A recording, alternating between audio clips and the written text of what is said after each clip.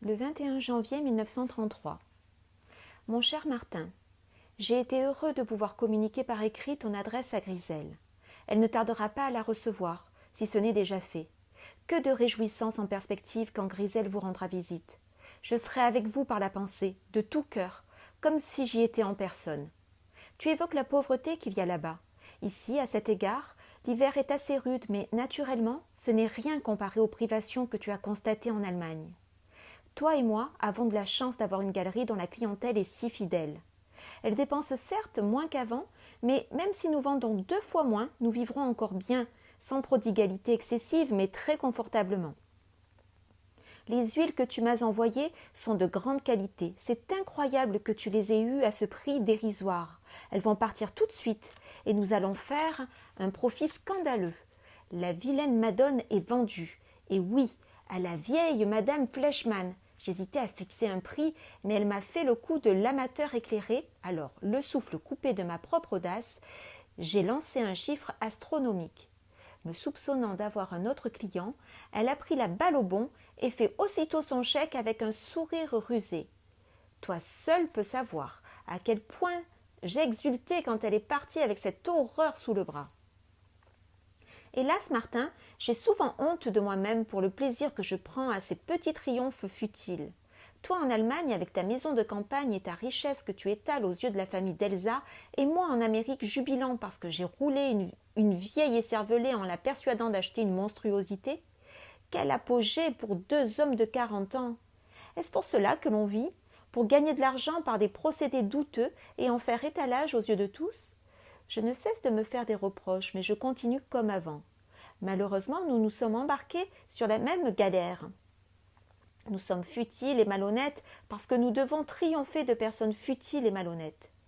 Si ce n'est pas moi qui vends notre horreur à Madame Fleischmann, c'est quelqu'un d'autre qui lui en vendra une pire. C'est une fatalité qu'il faut bien accepter. Heureusement qu'il existe un havre où l'on peut toujours savourer une relation authentique, le coin du feu chez un ami auprès duquel on peut se défaire de ses petites vanités et trouver chaleur et compréhension, un lieu où les égoïsmes sont caducs et où le vin, les livres et la conversation donnent un autre sens à la vie. Là, on a construit quelque chose que la fausseté ne peut atteindre. On s'y sent chez soi. Qui est cet Adolf Hitler qui semble en voie d'accéder au pouvoir en Allemagne? Ce que je lis sur son compte m'inquiète beaucoup. Embrasse les gosses et notre abondante Elsa de la part de ton affectionné Max. Le 25 mars 1933. Cher vieux Max, tu as certainement entendu parler de ce qui se passe ici et je suppose que cela t'intéresse de savoir comment nous vivons les événements de l'intérieur. Franchement, Max, je crois qu'à nombre d'égards, Hitler est bon pour l'Allemagne, mais je n'en suis pas sûre. Maintenant, c'est lui qui, de fait, est le chef du gouvernement. Je doute que Hindenburg lui-même puisse le déloger du fait qu'on l'a obligé à le placer au pouvoir.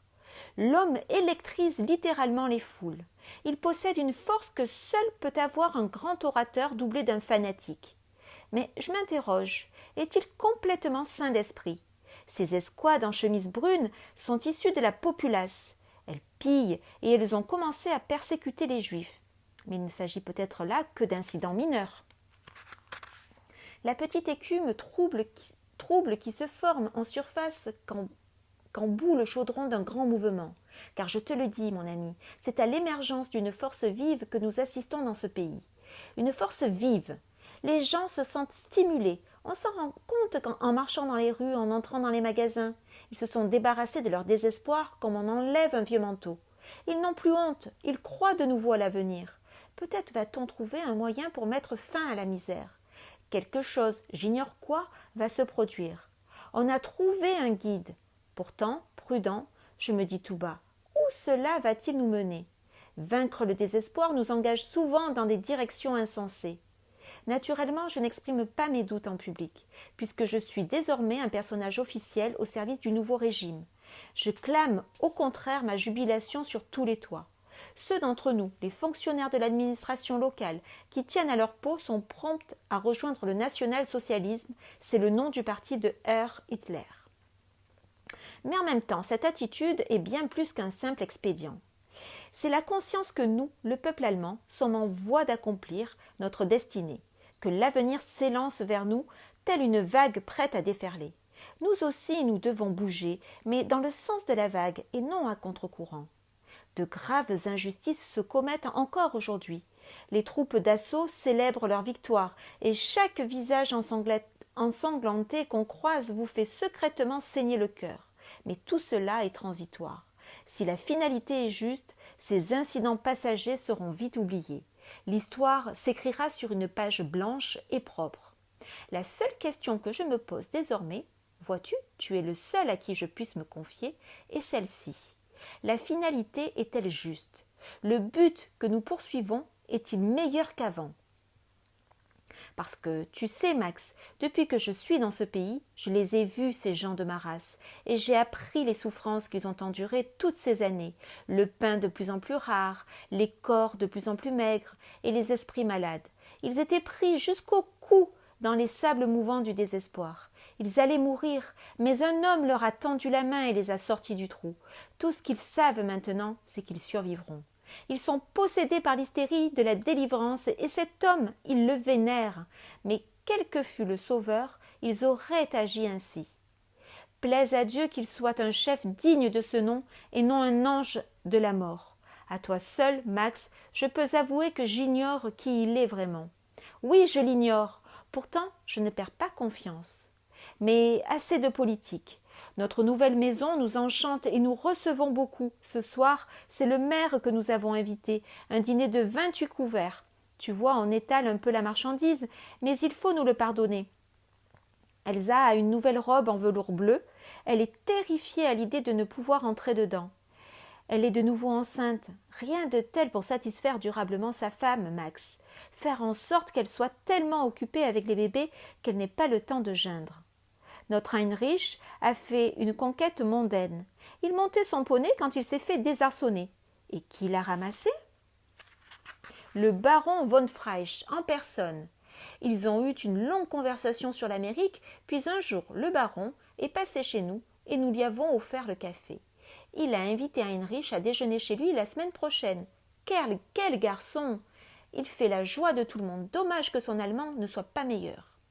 Ainsi, mon cher ami, allons-nous peut-être participer activement à de grands événements, ou peut-être nous contenter de poursuivre notre petit train-train familial.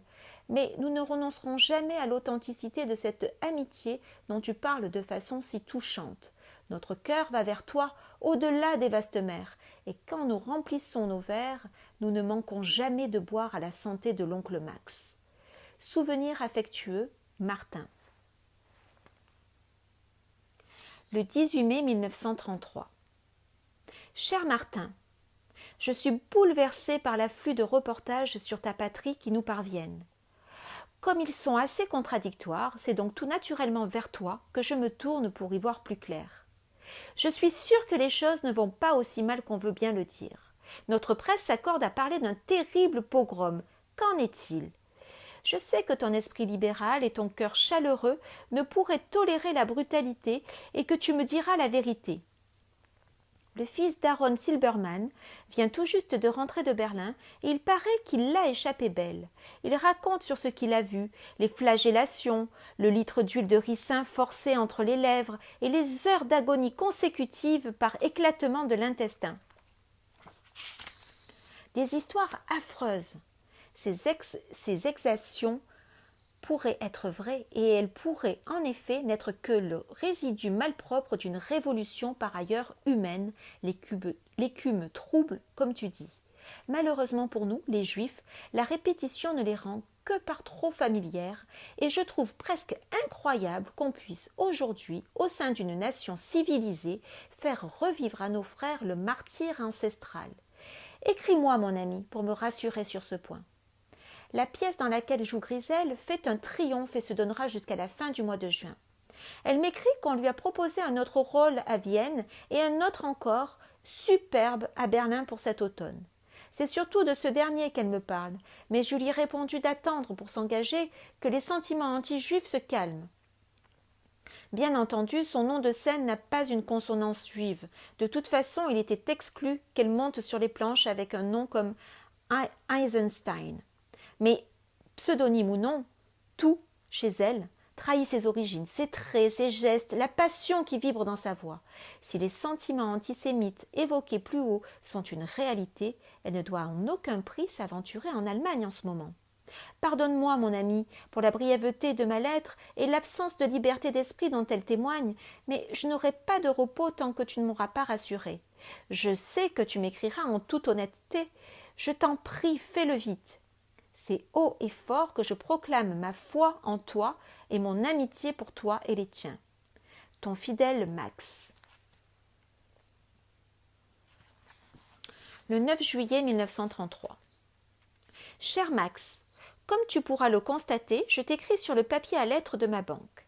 C'est nécessaire car j'ai une requête à t'adresser et souhaite éviter la nouvelle censure qui est des plus strictes. Nous devons présentement cesser de nous écrire. Il devient impossible pour moi de correspondre avec un juif. Et ce le serait même si je n'avais pas une position officielle à défendre. Si tu as quelque chose d'essentiel à me dire, tu dois le faire par le biais de la banque au dos de la traite que tu m'envoies et ne plus jamais m'écrire chez moi. En ce qui concerne les mesures sévères qui t'affligent tellement, je dois dire qu'au début, elles ne me plaisaient pas non plus, mais j'en suis arrivée à admettre leur douloureuse nécessité. La race juive est une plaie ouverte pour toute nation qui lui a donné refuge. Je n'ai jamais haï les juifs en tant qu'individu. Toi, par exemple, je t'ai toujours considéré comme mon ami, mais sache que je parle en toute honnêteté quand j'ajoute que je t'ai sincèrement aimé, non à cause de ta race, mais malgré elle. Le juif est le bouc émissaire universel. Il doit bien y avoir une raison à cela, et ce n'est pas la superstition ancestrale consistant à les désigner comme les assassins du Christ qui éveille une telle méfiance à leur égard. Quant aux ennuis juifs actuels, ils ne sont qu'accessoires. Quelque chose de plus important se prépare. Si seulement je pouvais te montrer, non, t'obliger à constater la renaissance de l'Allemagne sous l'égide de son vénéré chef. Un si grand peuple ne pouvait pas rester éternellement sous le joug du reste du monde. Après la défaite, nous avons plié les Chines pendant 14 ans. Pendant 14 ans, nous avons mangé le pain amer de la honte et bu le brouet clair de la pauvreté. Mais maintenant, nous sommes des hommes libres. Nous nous redressons conscients de notre pouvoir. Nous relevons la tête face aux autres nations. Nous purgeons notre sang de ces éléments impurs. C'est en chantant que nous parcourons nos vallées, nos muscles durs vibrent, impatients de s'atteler à un nouveau labeur. Et nos montagnes résonnent des voix de Wotan et de Thor, les anciens dieux de la race germanique. Mais non, tout en t'écrivant et en me laissant aller à l'enthousiasme suscité par ces visions si neuves, je me dis que tu ne comprendrais pas à quel point tout cela est nécessaire pour l'Allemagne. Tu ne t'attacheras, je le sais, qu'aux ennuis de ton propre peuple. Tu refuseras de concevoir que quelques-uns doivent souffrir pour que des millions soient sauvés. Tu seras avant tout un juif qui pleurniche sur son peuple. Cela, je l'admets. C'est conforme au caractère sémite. Vous vous lamentez, mais vous n'êtes pas assez courageux pour vous battre en retour.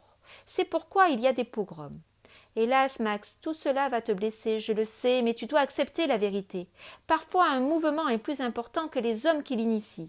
Pour ma part, j'y adhère corps et âme. Heinrich est officier dans un corps de jeunesse sous les ordres du baron von Freisch. Le nom de ce dernier rehausse encore notre maison car il rend souvent visite à Heinrich et à Elsa, qu'il admire beaucoup. Quant à moi, je suis débordée de travail. Elsa ne s'intéresse guère à la politique. Elle se contente d'adorer notre noble chef. Elle se fatigue vite ce dernier mois. Cela peut signifier que le bébé arrivera plus tôt que prévu. Ce sera mieux pour elle quand le dernier de nos enfants sera né. Je regrette qu'on doive mettre ainsi fin à notre correspondance, Max. Il n'est pas exclu que nous nous retrouvions un jour sur un terrain où nous pourrons développer une meilleure compréhension mutuelle. Cordialement, Martin Schulz.